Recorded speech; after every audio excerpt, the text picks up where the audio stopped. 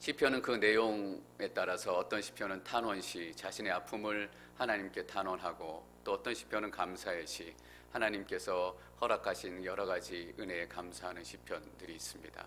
오늘 시편은 특별히 찬양 시편입니다. 찬양 시편 중에서도 하나님의 왕되심을 찬양하는 시편입니다. 하나님의 왕되심을 찬양하면서 동시에 우리에게 임하실 영원한 구원의 완성을 먼 시각으로 바라보면서 그렇게 찬양을 하고 있습니다. 시편 47편은 크게 두 단락으로 나눕니다. 1절부터 5절까지가 한 단락이고 6절부터 9절까지가 한 단락입니다. 첫 단락이 시작되는 1절, 또 두 번째 단락이 시작되는 6절, 두 군데 다 명령으로 시작합니다. 손뼉을 치라, 하나님께 외치라. 6절도 이렇게 시작합니다. 찬양하라, 하나님을 찬양하라.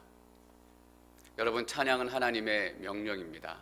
하나님은 우리에게, 또 말씀은 우리에게 당신이 찬양할 기분입니까? 노래할 기분입니까? 이렇게 묻지 않습니다. 하나님은 찬양하라 라고 명령하십니다. 또 우리에게 주신 분명한 하나님의 약속 명령이 있습니다. 쉬지 말고 기도하라. 너가 기도할 기분이냐? 기도가 잘 되냐? 요즘에 컨디션이 좋냐? 이렇게 물어보시지 않고 쉬지 말고 기도하라고 단언적으로 명령하십니다. 여러분, 기도하지 않은 분들이 꼭 어떻게 쉬지 않고 기도해요? 이런 질문을 하시더라고요. 근데 기도하시는 분들은 그런 질문 안 하세요.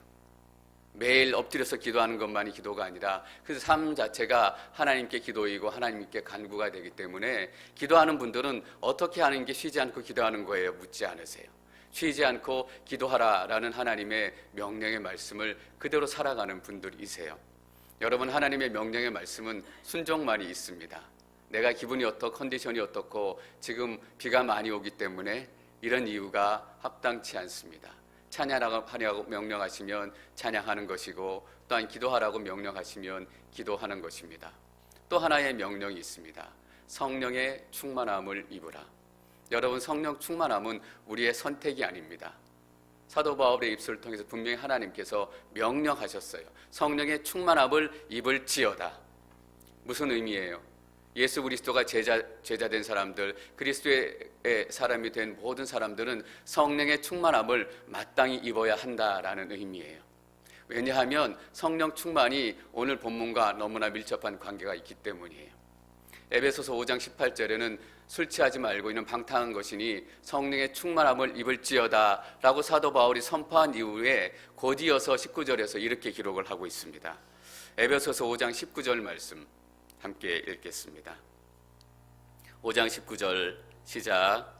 여러분은 시와 찬미와 신령한 노래들로 서로 화답하고 마음으로 주께 찬송하며. 여러분, 성령 충만의 첫 번째 증거가 무엇입니까? 마음으로 하나님을 찬송하며. 성령 충만한 사람이 하나님을 진정으로 찬양할 수 있다라는 의미예요. 우리가 성령 충만하지 않으니까 컨디션에 따라, 기분에 따라 오늘은 찬양할 기분이 아니야, 오늘은 쿠사리를 많이 먹어서 예배드릴 기분이 아니야. 그래서 사도 바울은 성령의 충만함을 입으라 라고 얘기하고 가장 성령 충만의 대표적인 모습으로 이렇게 얘기한 거예요. 시와 찬미와 신령한 노래들로. 이 시와 찬미는 실제로 찬양의 시편을 얘기하기도 해요.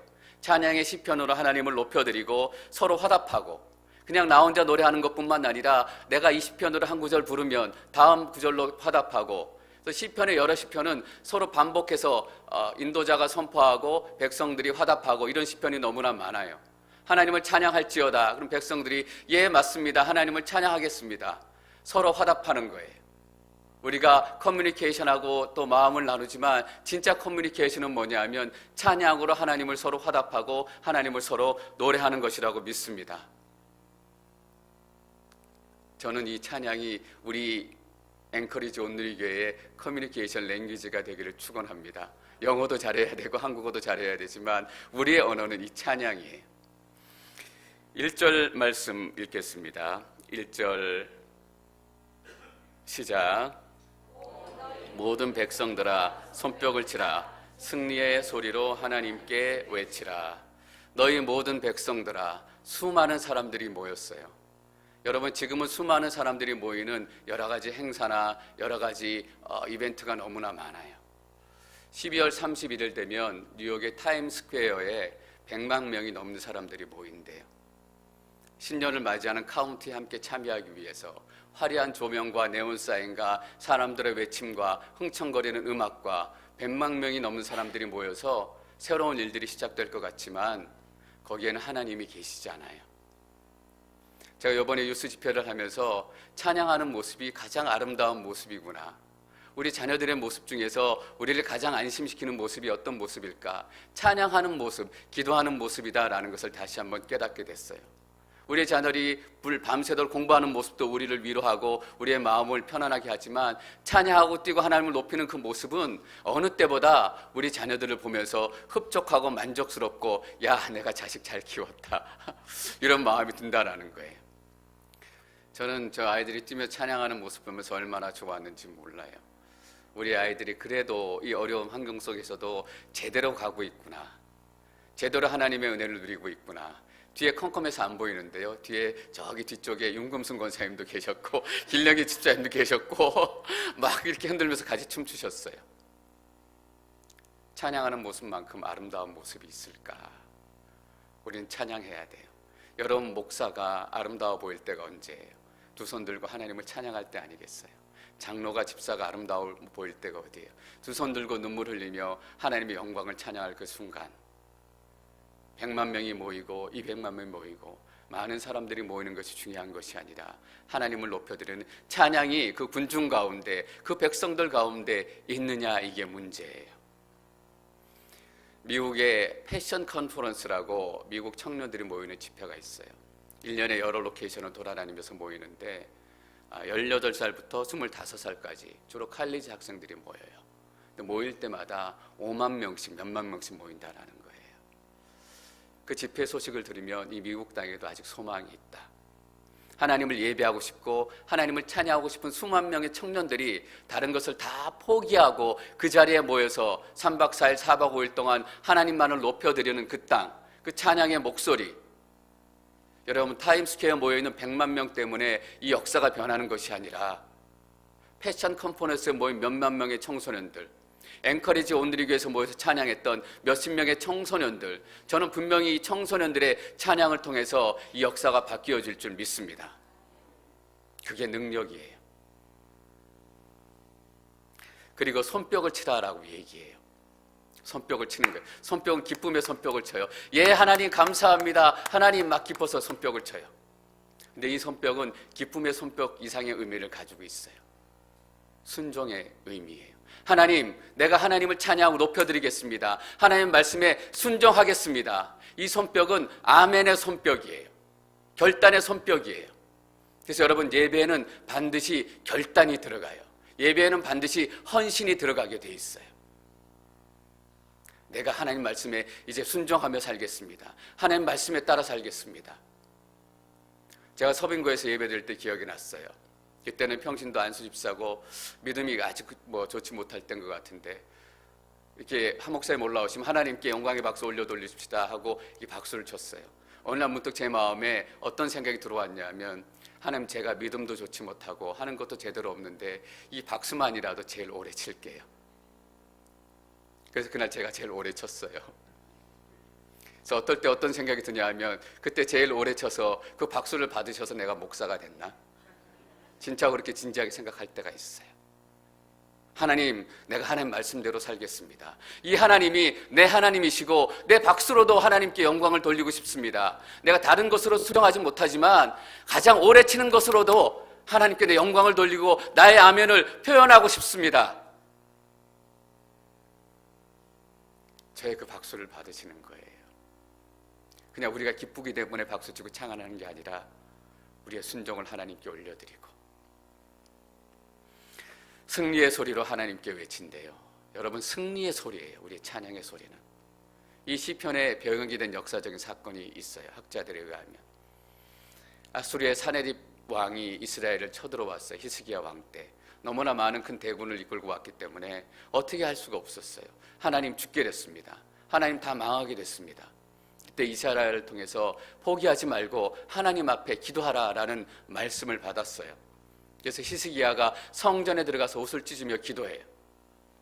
그 어떻게 기도했냐 하면 열왕기 19장에 보면 이렇게 기도해요. 그리고 히스기야는 여호와 앞에 기도드렸습니다. 그룹들 사이에 계신 이스라엘의 하나님 여호와여, 오직 주만이 세상 모든 나라의 하나님이십니다. 주께서 하늘과 땅을 지으셨습니다. 여호와여, 귀를 기울여 들으소서. 여호와여, 눈을 열어 보소서. 사내립이 살아계신 하나님을 모독하는 말을 들어보소서. 여호와여, 아시리아 왕들이 그 나라들과 그 땅들을 폐허로 만든 것이 사실입니다. 또 그 왕들이 그들의 신들을 불 속에 던져넣어 멸망시켰습니다. 그들은 신이 아니라 사람의 손으로 만든 나무 조각과 돌덩이였기 때문입니다. 우리 하나님 여호와여, 그러니 우리를 그 손에서 구해내 주만이 여호와의 하나님이심을 세상의 모든 나라들이 알게 해 주십시오. 이 기도를 마치고 일어나 보니까 밤새 하나님의 천사가 나타나서 18만 명이 되는 군사들이 다 시체가 돼서 널브러져 있었어요. 여러분, 하나님은 승리의 하나님이세요. 매일 우리가 질 것 같고 패배할 것 같잖아요. 하나님 오늘도 질 것 같아요. 오늘도 패배할 것 같아요. 여러분, 저는 이 승리의 하나님 붙드시기를 축원합니다. 하나님은 하룻밤 사이에 18만 명을 시체로 만들 만큼 우리에게 승리를 주고 싶으신 분이에요. 여러분, 이 승리가 우리 마음 가운데 누려지면 기쁨으로 하나님을 찬양하고 싶지 않으시겠어요? 하나님께 외치라, 큰 소리로 외치라라고 얘기하는 거예요. 목소리 크면 이긴다? 여러분, 맞아요. 목소리 크게 찬양하면 이겨요. 이게 단순히 목소리 큰 육신의 목소리가 아니라 그 마음 깊은 곳에서 내가 하나님을 신뢰하고 하나님을 높여드리고 하나님을 찬양합니다. 내 믿음의 목소리, 마음의 목소리를 외치는 거예요. 내 거 내놔라, 내 거 안 뺏기겠다. 세상 사람들 이렇게 외쳐요. 그러나 우리는 마음속으로 어떻게 외쳐요? 이 하나님이 나의 하나님이다. 이 하나님이 승리의 하나님이다. 2절 말씀 계속 읽겠습니다. 2절 시작.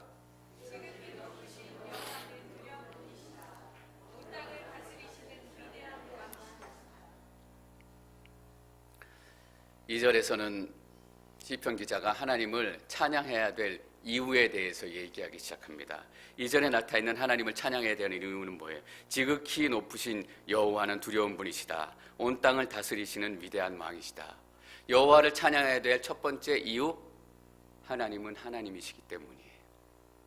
그것이 하나님을 찬양해야 될 가장 중요한 이유고 가장 잊지 말아야 될 이유예요. 하나님은 하나님이시기 때문에 어떤 환경에 상관없이, 어떤 우리의 마음에 상관없이 찬양받기에 합당하신 분이세요. 지극히 높으신 여호와, 히브리어로 어떤 말이에요? 엘 엘리온, 지극히 높으신 하나님, 엘 엘리온의 하나님이에요. 높으신 하나님, 지극히 높으신 하나님. 여러분, 이 지극히 높으시다라는 말은 어떤 의미예요? 하나님이 저 하늘에 있어서 별들 사이에 있기 때문에 높으시다라는 의미가 아니에요. 땅과 하늘이 먼 만큼 하나님은 우리와 다른 존재이고, 우리의 지식이 하나님의 지식에 쫓아갈 수 없고, 우리의 능력이 하나님의 능력에 쫓아갈 수 없고, 하나님과 우리는 상대가 되지 않는다라는 의미예요. 지극히 높으신 하나님. 주기도문 어떻게 시작하는지 여러분 잘 기억하시죠? 하늘에 계신 분이시다라는 거예요. 우리는 어디 있어요? 이 땅 미천한 곳에 있지만 지극히 높으신 하나님, 저 영광스러운 곳에 계시는 하나님. 그래서 하나님은 찬송과 찬양과 존귀와 영광을 받기에 합당하시다라는 분이세요. 여러분, 이것을 잊지 말아야 해요. 하나님 지극히 높으신 분. 이 지극히 높으신 엘 엘리온의 하나님이 언제 처음 나타난지 여러분 기억하세요? 아브라함이 조카 롯이 북쪽의 연합군들에게 붙들려 쫓겨갔잖아요. 그래서 318명의 그 군사들을 데리고 구하러 가서 구해서 돌아와요. 근데 돌아오면서 아브라함이 누구를 만나요? 멜기세덱이라는 신비한 사람을 만나잖아요. 성경 그 사람에 대해서 이렇게 소개를 하고 있습니다. 살렘의 왕, 지극히 높으신 하나님의 제사장. 지극히 높으신 하나님의 제사장, 엘 엘리온의 제사장. 그리고 아브라함에 이렇게 축복합니다. 창세기 14장 19절입니다. 함께 읽습니다. 시작.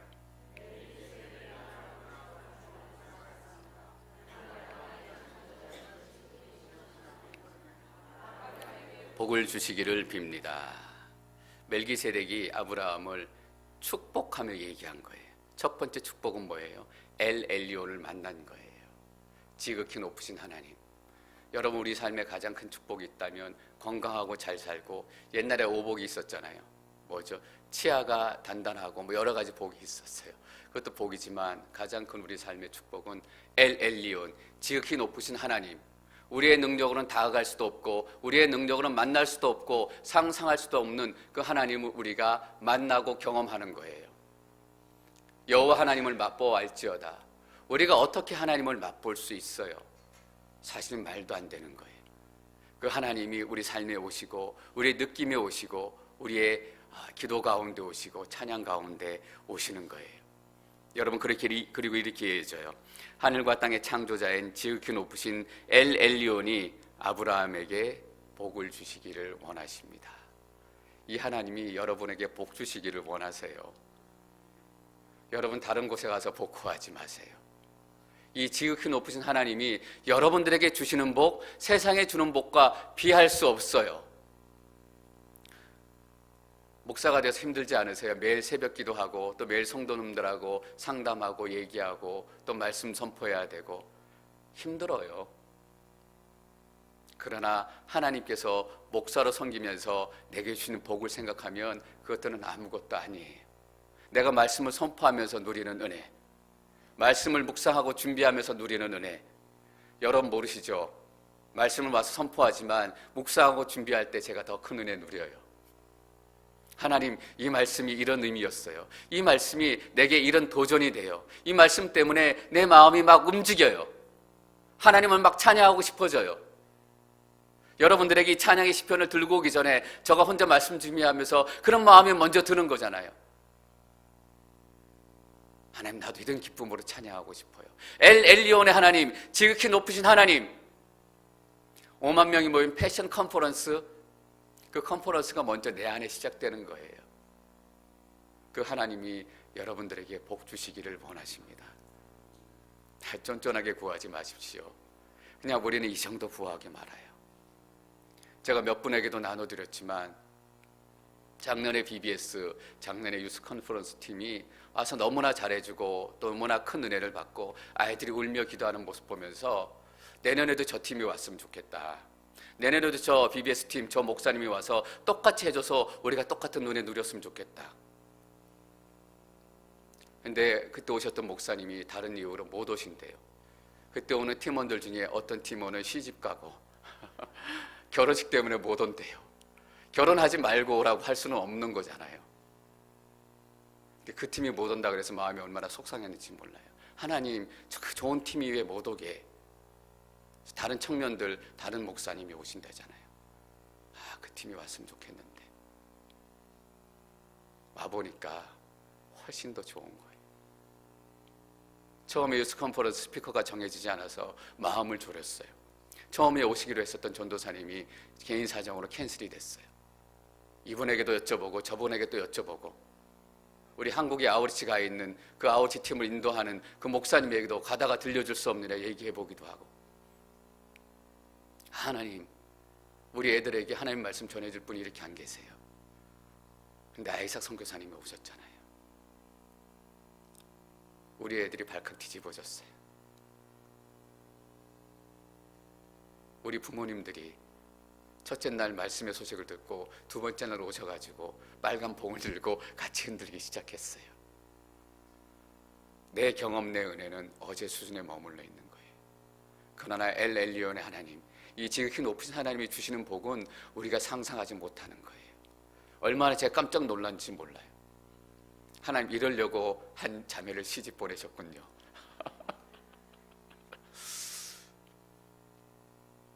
작년에 오셨던 목사님은 한국에서 아이를 한 명 입양하세요. 2년 동안 준비 기간을 거쳐서 기다리고 있는데 올 여름쯤이면 한국 가셔가지고 아이를 데려와야 될지도 모른다라는 거예요. 연락 오면 바로 출발해야 되기 때문에 자리를 비울 수 없어서 그래서 못 오신 거예요. 여기 못 오게 하시려고 한 명의 아이가 목사님에게 입양됐잖아요. 2년 전부터. 우리가 생각하는 건 그냥 어제의 은혜예요. 우리가 기도할 때 이렇게 기도해야 돼요. 하나님, 도대체 하나님이 주시려고 하는 은혜는 무엇입니까? 얼마나 큰 은혜를 주시려고 내 삶으로 다 누릴 수 있도록, 그 은혜를 다 누릴 수 있도록. 지극히 높으신 여호와는 두려운 분이시고 온 땅을 다스리는 분이시고 위대한 왕이시다라는 거예요. 여러분, 그분이 온 땅을 다스리고 그분이 우리의 삶을 다스리고 그분이 이 땅의 왕이시라는 게 얼마나 놀라운 일인지 모르겠어요. 하나님의 왕 되심을 선포하는 거예요.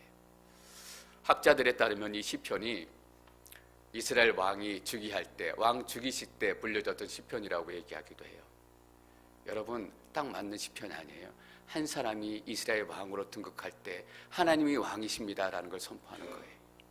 어떤 의미예요? 하나님, 내가 왕으로 올라가지만 내가 이 나라의 왕이 아니라, 내가 사람들을 다스리는 주인이 아니라 내 삶의 진정한 주인은 하나님이십니다. 이 이스라엘의 주인은 하나님이십니다. 하나님만이 이 땅의 왕이십니다라고 선포하잖아요. 너무나 적절한 시편이라고 생각해요. 내 이름이 드러날 그 시점에, 내가 왕으로 등극할 그 시점에 내가 드러나는 것이 아니라, 내 이름이 드러나는 것이 아니라 이 시간에도 오직 하나님의 영광, 하나님의 왕되심만이 드러나기를 원합니다. 어떤 고백이에요? 내가 절대로 교만하지 않겠습니다. 내 성공에 취하지 않겠습니다. 여러분, 우리는 우리 성공에 취하지 말아야 돼요. BBS에 많은 자녀들이 오고 너무나 뉴스 컨퍼런스 많은 은혜들이 있었다. 교만하지 말아야 돼요. 하나님의 왕이시기 때문에, 제가 앵커리지 온누리교회 목사였기 때문이 아니라 하나님께서 왕이셨기 때문에 그런 일들이 일어난 거예요. 너무나 하나님의 왕되심이 선포되어야 하는 순간이잖아요. 이 찬양이 선포될 때 이스라엘 백성들은 어떤 마음으로 선포했을까요? 하나님, 내가 사람들에게 복종하지 않겠습니다. 인간 왕에게 굴복하지 않겠습니다. 내 삶의 진짜 주인은 왕이시고 내가 순종해야 될 진짜 왕은 하나님 한 분밖에 없습니다. 내가 그래서 그들 앞에 비굴하게 행하지도 않을 것이고, 그들이 하나님 말씀에 반하게 행동할 때 두려워서 그들을 쫓아가지 않겠습니다. 그들에게 뇌물 주지 않겠습니다. 그들에게 한 자리 봐달라고 가서 아쉬운 소리 하지 않겠습니다. 하나님은 어떤 순간에라도 우리 삶에 왕이 되셔야 하는 분이십니다. 찬양해야 될 첫 번째 이유, 하나님은 하나님이시기 때문이에요. 그리고 찬양해야 될 두 번째 이유, 3절 4절입니다. 3절 시작.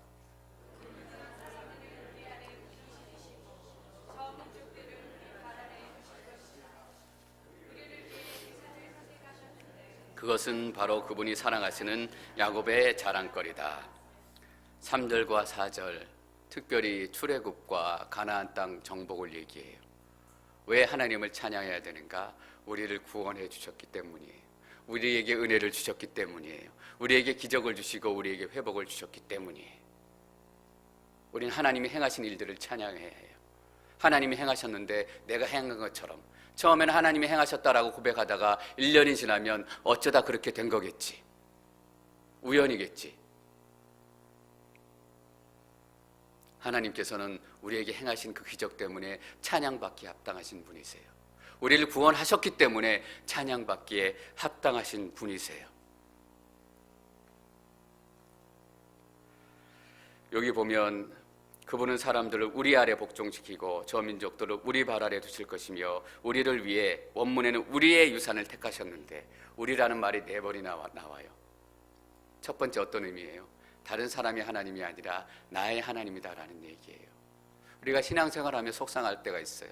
하나님, 저 사람에게는 왜 저렇게 복을 주시고 은혜를 주시는데 나에게는 은혜를 주시지 않으세요? 여러분, 아니다라는 거예요. 그 하나님이 나의 하나님이다라는 거예요. 저분에게 복을 주신 하나님이라면 나에게도 복을 주신다라는 거예요. 여러분, 그래서 지난 계시록 말씀에 나눴잖아요.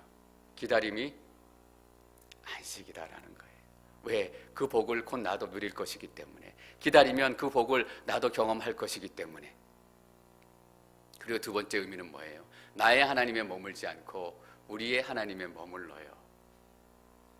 분명히 신앙은 공동체예요. 공동체를 떠나면 안 돼요. 우리의 하나님, 우리의 주인, 우리의 통치자. 한국에서는 작은 교회 운동이 지금 일어나요.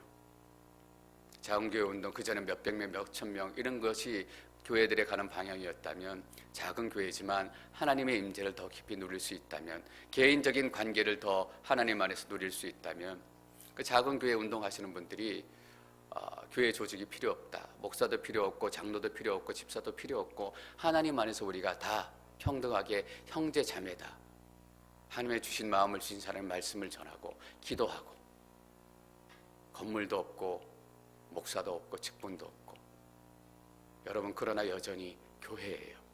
왠지 아세요? 하나님의 사람들이 모여있기 때문이에요. 조직과 형식과 형태에 그 관해서 우리가 다툴 필요 없어요. 동일한 공통점은 공동체다라는 거예요. 여러분, 좋은 공동체를 위해서 그래서 우리가 끊임없이 기도해야 돼요. 내가 공동체를 떠나갈 수 없다면, 내가 공동체의 한 지체로 살아가야 한다면, 하나님 이 공동체가 건강한 공동체 되기를 원합니다. 이 교회가 건강한 교회가 되기를 원합니다. 이 교회 박재영 목사가 복음의 목사가 되기를 원합니다. 서로를 위해서 기도하고 서로를 위해서 중보하는 게 결국 나를 위해서 기도하는 거예요. 그분은 사람들을 우리 아래 복종시키시고, 그 전에 우리를 통치했던 사람들을 복종시키세요. 그 전에 우리를 다스렸던 이집트의 바로를 복종시키시고 저 민족들을 우리 발 아래 두신다라는 거예요. 우리를 위해 우리의 유산을 두셨는데, 우리의 유산은 뭐예요? 가나안 땅을 얘기하는 거예요. 약속의 땅. 그것은 바로 그분이 살아가시는 야곱의 자랑거리다. 야곱의 자랑거리, 약속의 땅, 가나안 땅을 얘기하세요. 이렇게 해주신 이유가 뭐래요? 그분이 사랑하기 때문이다라는 거예요. 여러분, 우리는 여기에 가운데 숨어있는 단락이지만 이 단락 놓치면 안 돼요. 왜 하나님께서 야곱을 택하시고 이스라엘을 택하시고 다른 사람들을 발 아래 복종하게 하시고, 야곱이 얼마나 별 볼 일 없는 삶을 살았어요. 하나님 앞에 제대로 헌신하고 결단하고 순종한 시간이 많지 않아요. 근데 왜 하나님께서 다시 야곱을 가나안 땅, 약속 땅으로 불러들이셨어요? 이유는 하나예요. 하나님이 선택하시고 사랑하셨기 때문이다라는 거예요. 7월 말에 동경에서 러브 소나타가 열렸어요. 러브 소나타가 진행됐지만 특별한 의미를 가졌던 이유는 10주년 기념이다라는 거예요. 10년 동안 일본 땅 각 도시를 돌아다니며 여러 가지 프로그램과 말씀을 통해서 그 땅의 복음을 전하기 위해 계속 집회를 열어왔잖아요. 그게 벌써 10년이 됐더라고요. 동경에서 10주년 기념으로 러브 소나타를 이번에 집회를 열었어요. 6,000명 정도의 일본 분들이 오셨는데 한 600명 정도가 예수님을 영접하시고, 제가 예수님에 대해서 긍정적으로 생각해 보겠습니다 하고 결단을 하셨어요. 제가 오늘의 신문에 기사가 났는데 그 타이틀이 이거더라고요. 사랑하기 때문에 오셨고 죽으셨고 다시 사셨다. 여러분, 사랑하셨기 때문에 예수님께 다시 부활하시는 거 믿으십니까? 우리를 죽음 가운데 내버려 두실 수 없었기 때문에 예수님은 부활하셨던 거예요. 부활을 통해서 우리가 죽음을 이기고 죄를 이기고 묶임을 끊고 우리도 같이 부활하기를 원하셨다라는 거예요. 하나님은 여러분을 사랑하십니다.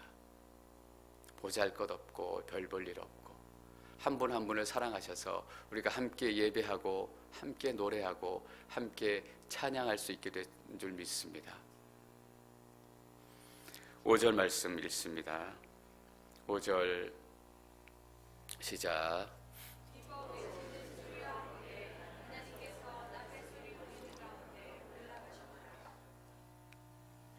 이렇게 찬양하는 목소리가 당연히 커지지 않겠어요. 찬양하는 목소리가 땅을 덮고 그 찬양의 소리가 나팔 소리와 함께 하늘로 막 올라가는 거예요.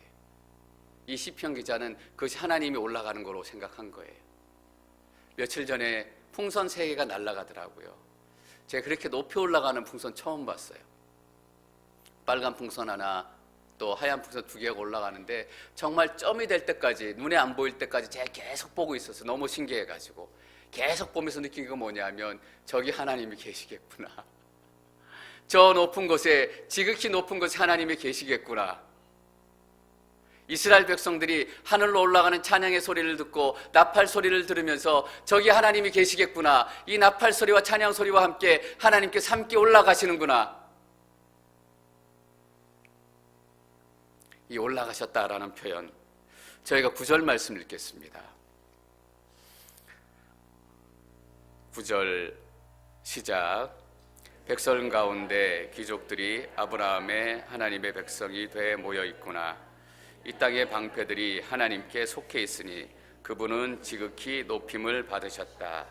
그분은 지극히 높임을 받으셨다. 누가 생각이 나요? 예수 그리스도가 생각이 나잖아요. 예수님께서 하늘로 올라가시고 지극히 높은 영광을 받으셨던 그 예수님의 승천이 생각이 나잖아요.